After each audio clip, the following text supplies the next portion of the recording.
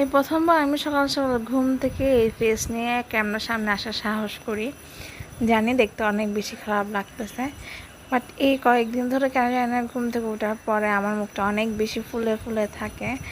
এখন সকালে উঠেই হচ্ছে আমি স্নান টান করে শাওয়ার টাওয়ার নিয়ে হচ্ছে একটা ক্রিম দিই।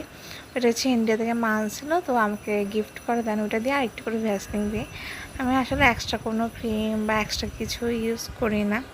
দেন হালকা একটু সিঁদুর টিঁদুর দিয়ে নিচ্ছিলাম, যেহেতু বিবাহিত মেয়েদের অবশ্যই সিঁদুর পরতে হবে, তো সকালে উঠে সিঁদুর টিঁদুর দিয়ে নিয়েছিলাম। তো পুজো টুজো শেষ, এদিকে হচ্ছে আমি ওর খাবারটা প্যাক করে দিছিলাম।